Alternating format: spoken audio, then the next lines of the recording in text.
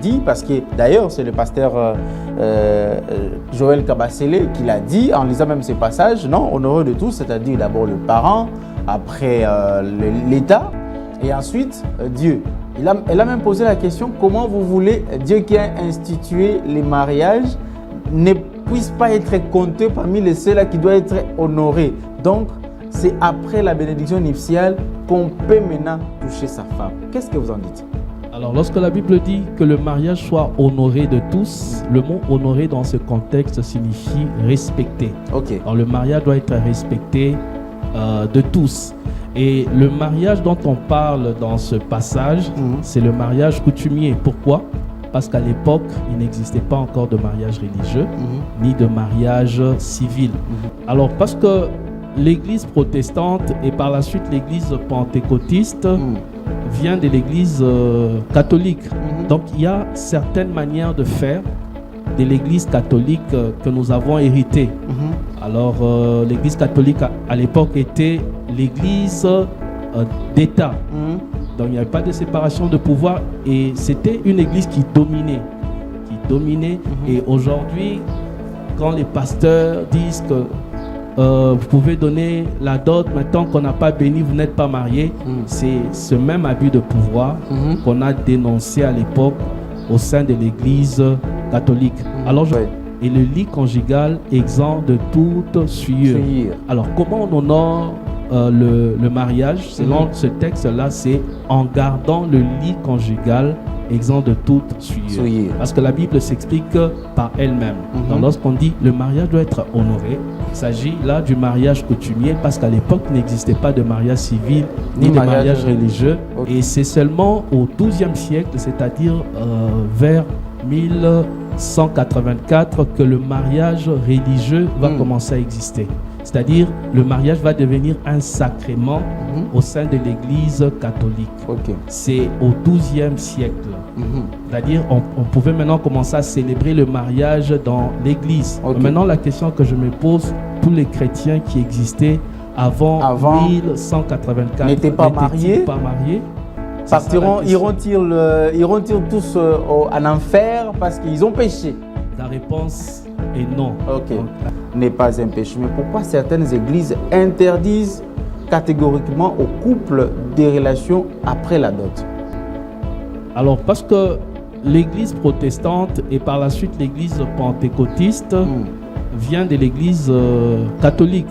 Donc, il y a certaines manières de faire de l'église catholique que nous avons héritées. Alors, l'église catholique à l'époque était l'église d'État. Donc, il n'y avait pas de séparation de pouvoir et c'était une église qui dominait. Et aujourd'hui, quand les pasteurs disent que vous pouvez donner la dot, maintenant qu'on n'a pas béni, vous n'êtes pas marié, c'est ce même abus de pouvoir.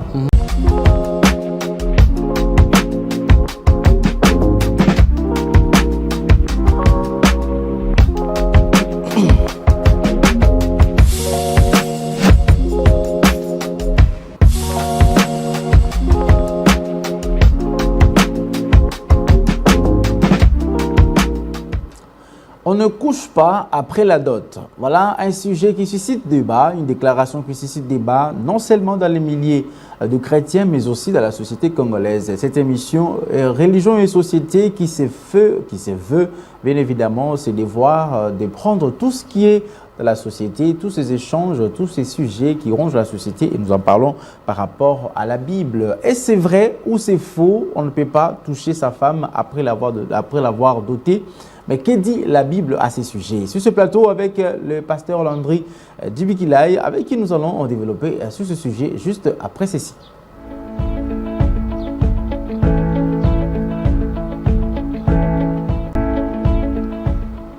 Voilà, ces sujets qui posent beaucoup de choses, beaucoup de débats dans les réseaux sociaux, mais également dans les milliers des chrétiens.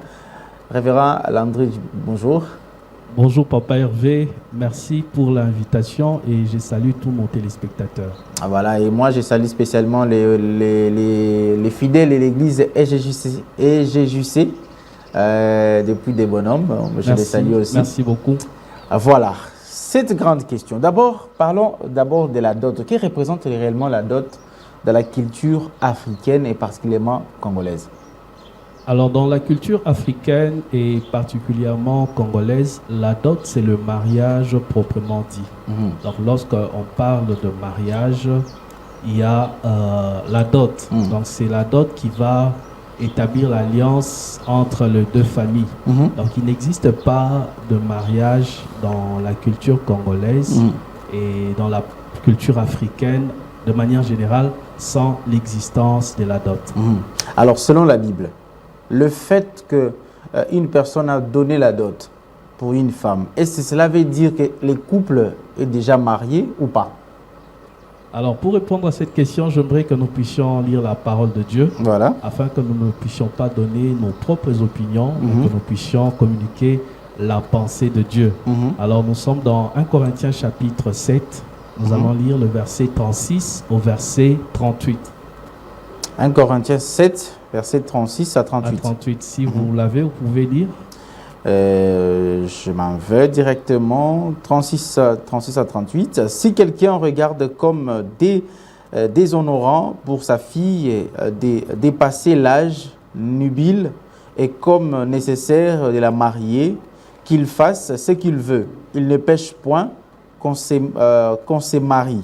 Mais celui qui a pris une ferme résolution sans contrainte avec l'exercice de sa propre volonté et qui a décidé en son cœur de garder sa fille vierge, celui-là fait du bien. Ainsi, au 38, celui qui marie sa fille fait bien et celui qui ne la marie pas fait mieux. Amen. Alors dans ce texte, c'est l'apôtre Paul qui écrit aux chrétiens de Corinthe, et Corinthe s'est trouvé en Grèce. Donc il est en train de s'adresser aux Européens de l'époque, parce que la Grèce fait partie de l'Europe. Alors il est en train de dire, si quelqu'un regarde comme déshonorant pour sa fille de dépasser l'âge nubile et comme nécessaire de la marier, qu'il fasse ce qu'il veut, il ne pêche point qu'on se marie. Donc la personne dont l'apôtre Paul est en train de parler ici, c'est le père de la fille. Donc si le père de la fille décide de marier sa fille qui a atteint l'âge nubile. L'âge nubile, c'est l'âge à partir duquel on peut se marier.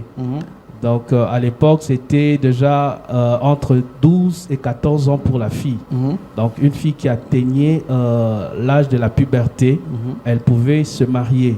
Donc ici, la Bible dit, si un père décide d'épouser, de marier plutôt sa fille qui a atteint l'âge de se marier, il ne pêche pas.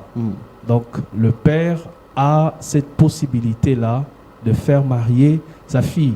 Et nous comprenons directement qu'ici il s'agit du mariage coutumier, le mariage qui s'est fait en famille. Et le même père a aussi le pouvoir, selon ce verset, de ne pas faire marier sa fille. Donc c'est le père qui décide sur sa fille de se marier ou pas. Exactement.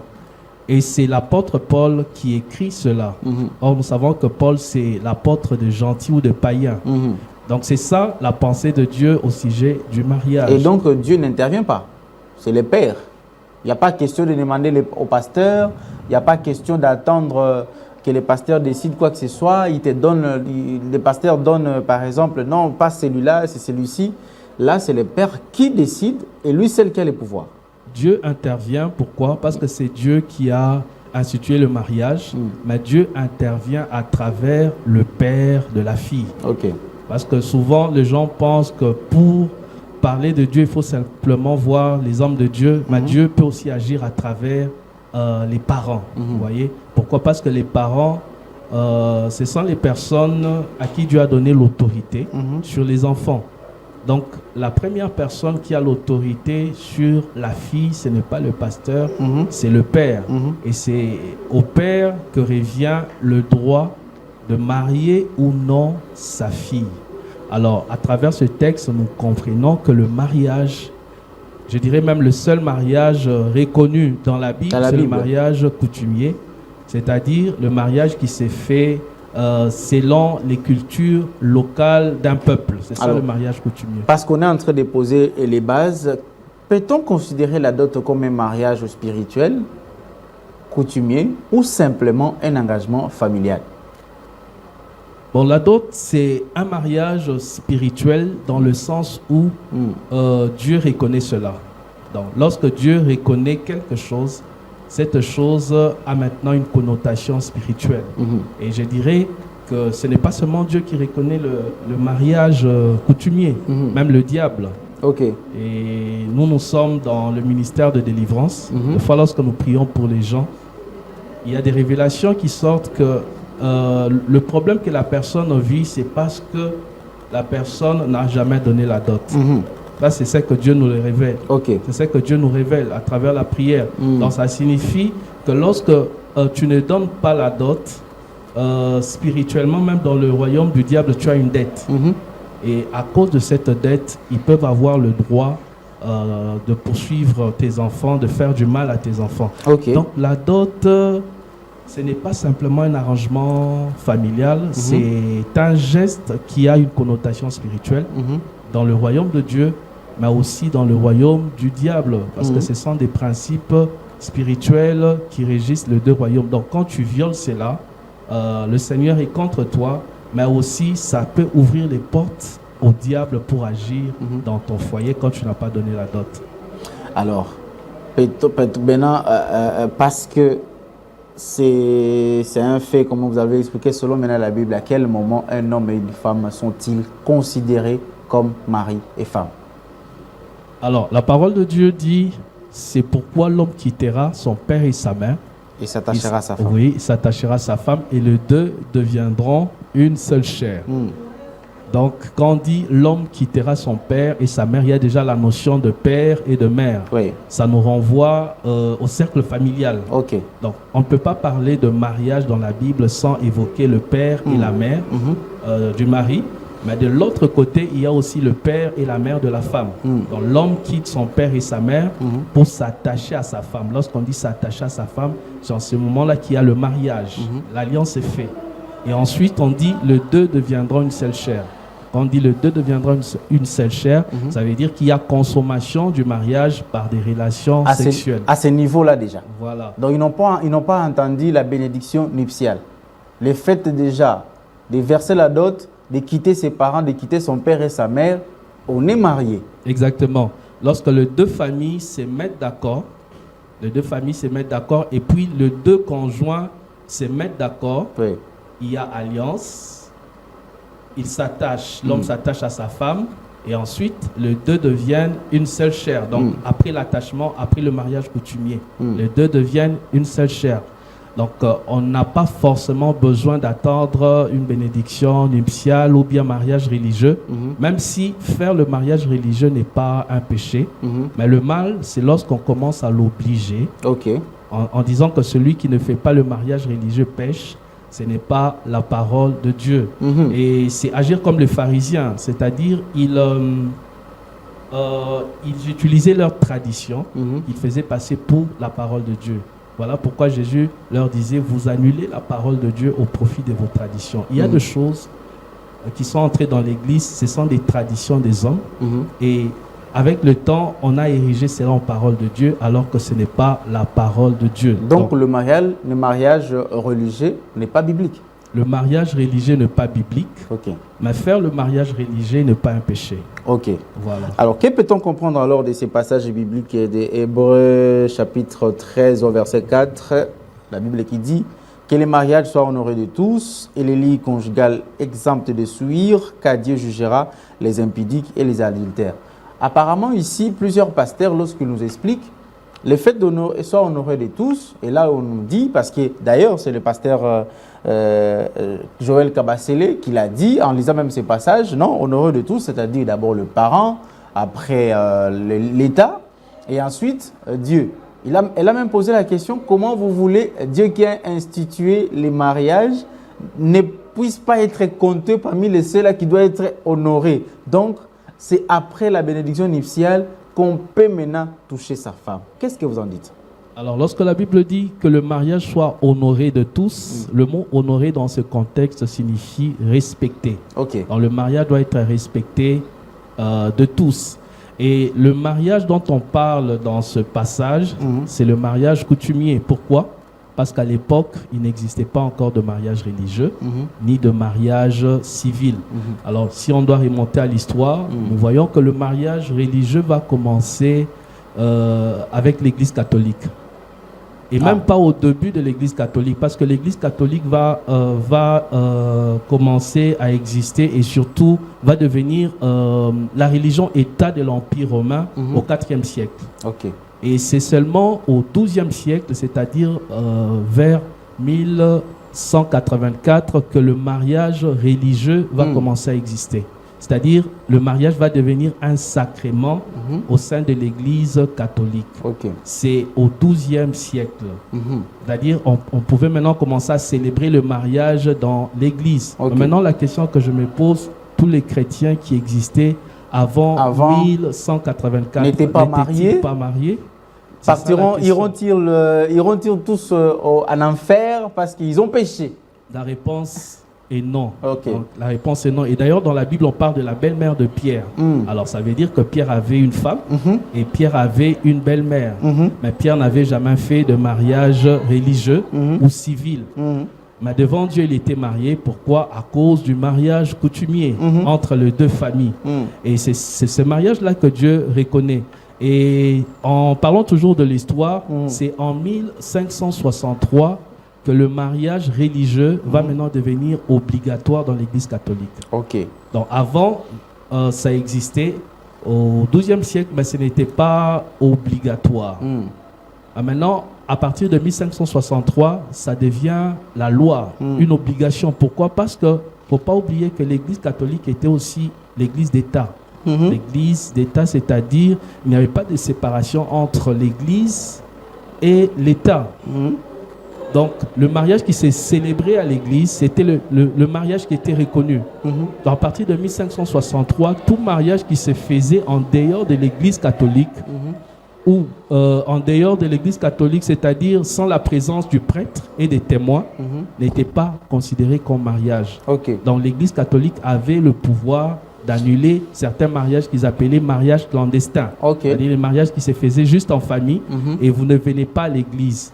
Donc c'est le prêtre qui avait maintenant le pouvoir de dire si quelqu'un était marié ou pas. Est-ce que ce n'était pas une façon seulement de donner une sorte de pouvoir à l'église pour que les gens craignent, pour que les gens puissent avoir cette crainte-là, mais sachant que tout ce qu'ils font, n'était pas biblique? Alors, je pense que c'était de l'abus du pouvoir.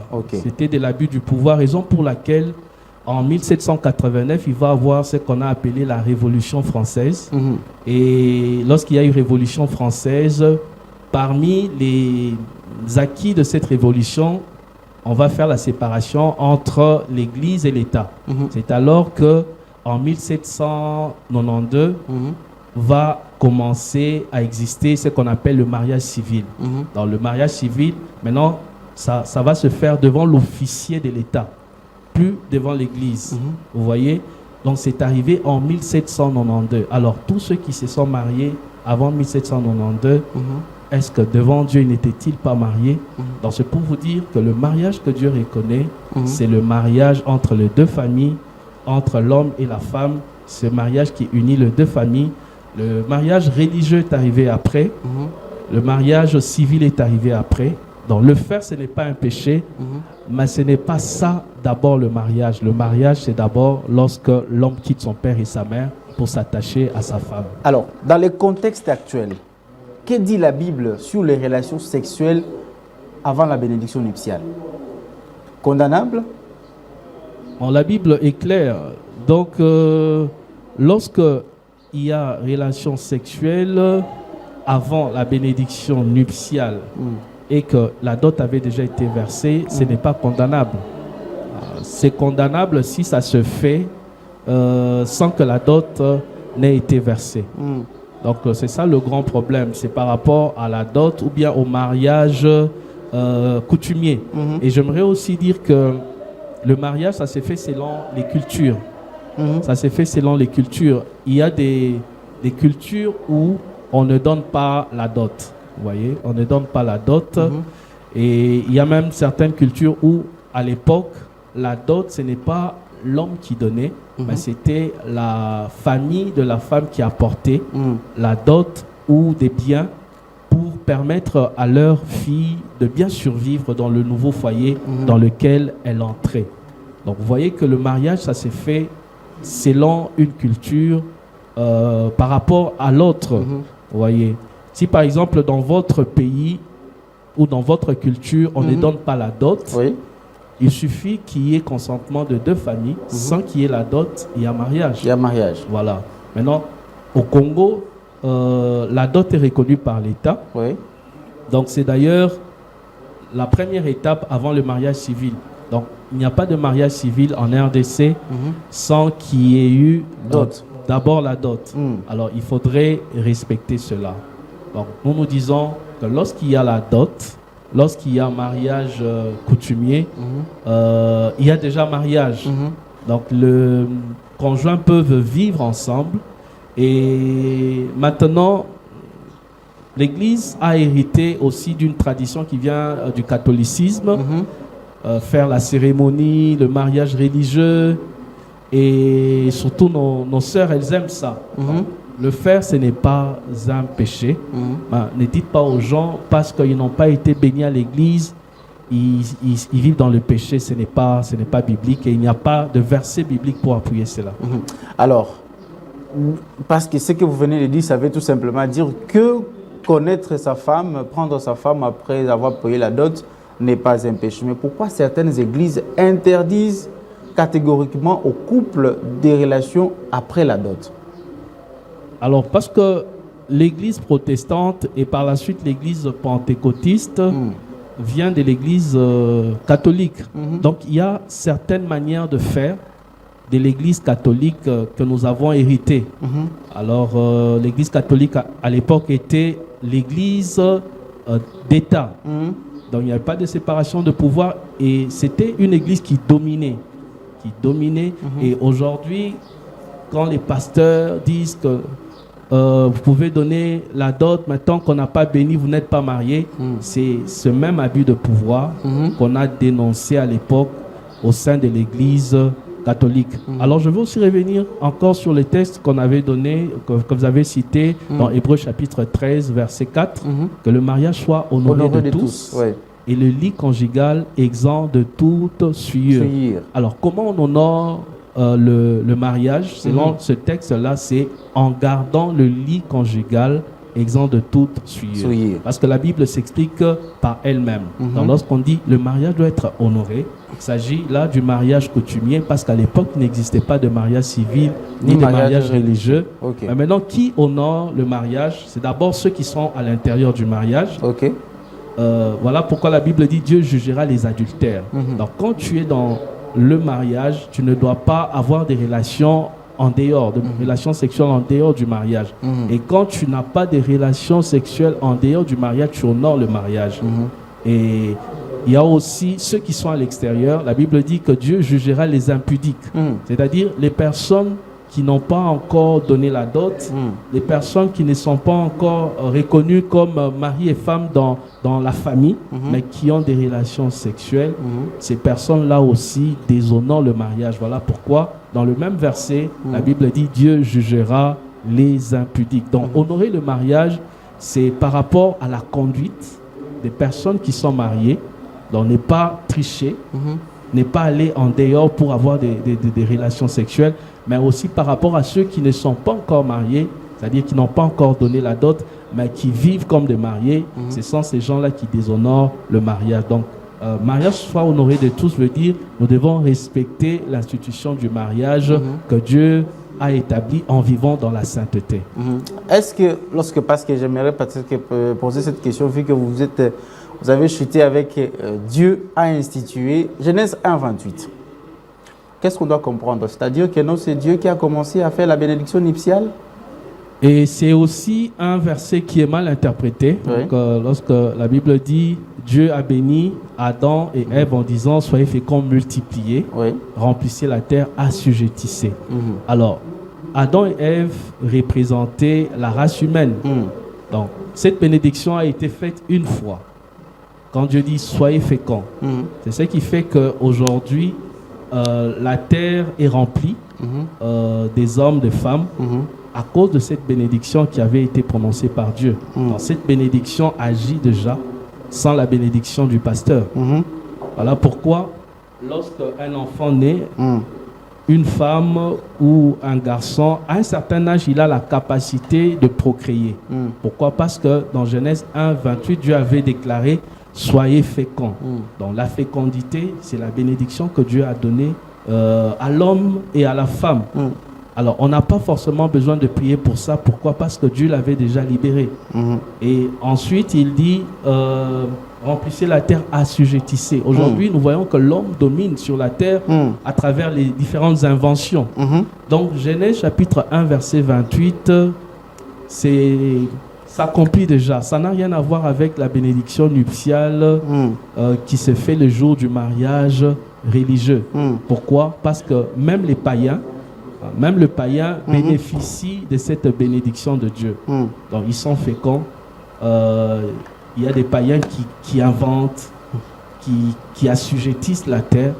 Pourquoi? Parce que la bénédiction avait déjà été déclarée. Donc ça, c'est une bénédiction qui a été déclarée pour toute l'humanité, représentée par Adam et Ève. Voilà, ça n'a rien à cela voir. ne peut pas conditionner obligatoirement qu'il faut venir à l'église pour une bénédiction nuptiale, parce que Genèse 28, Dieu a béni Adam et Ève. Exactement.